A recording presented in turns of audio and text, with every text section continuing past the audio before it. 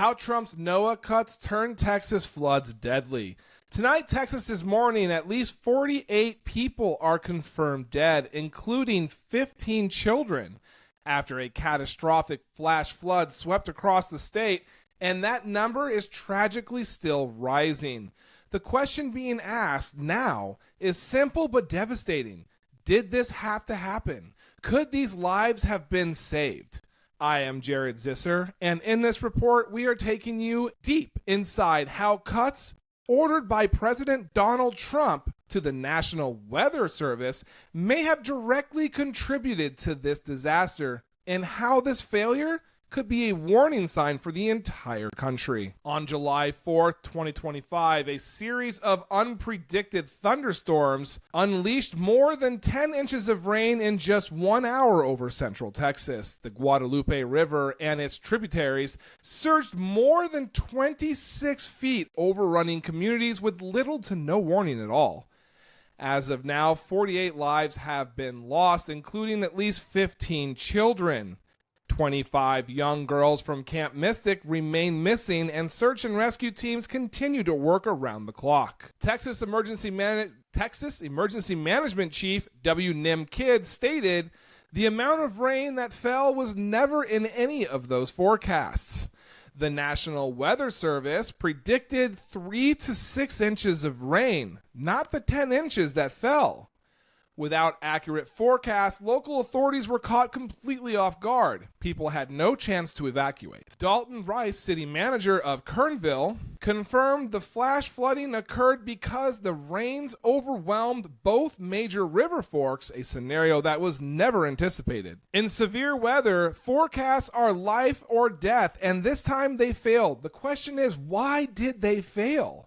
Was it an honest mistake or something much bigger, like maybe a 26% cut in funding by DOJ? In early 2025, President Trump ordered deep cuts to the National Oceanic and Atmospheric Administration, also known as NOAA, the agency responsible for America's weather forecasting and storm warning systems.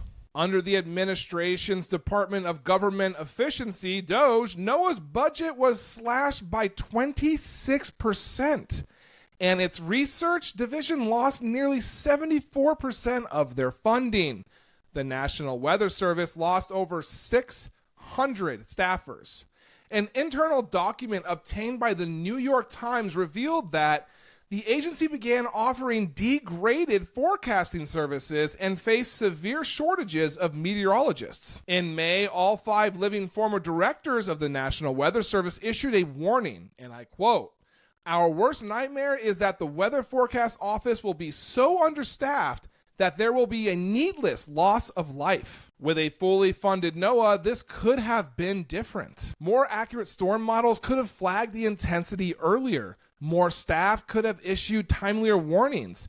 Communities could have moved to higher ground, and lives could have been saved." President Trump is speaking to reporters from Air Force One. He called the tragedy shocking and terrible, adding that they don't know the answer yet as to how many people, but it looks like some young people have died. The full extent of death tolls is still unknown, and the question of whether this could have been prevented looms large. This is not just about a single storm, it's about a systematic failure that puts lives at risk when governments slash the very agencies designed to keep us safe. The consequences are measured in human lives. And I understand this is a time for mourning, and I will keep everyone that has been suffering from this tragic storm in my heart and in my thoughts, and I hope that everyone who is watching this will do the exact same. The reason for this video so soon is because everyone needs to understand all who are responsible for this tragic situation. People who know nothing about government agencies should not have the authority to cut their funding or fire their staff, especially when those programs and those people are there to keep us safe and save lives. I am Jared Zisser. If this story mattered to you, share it, subscribe, and help keep the focus on the truth.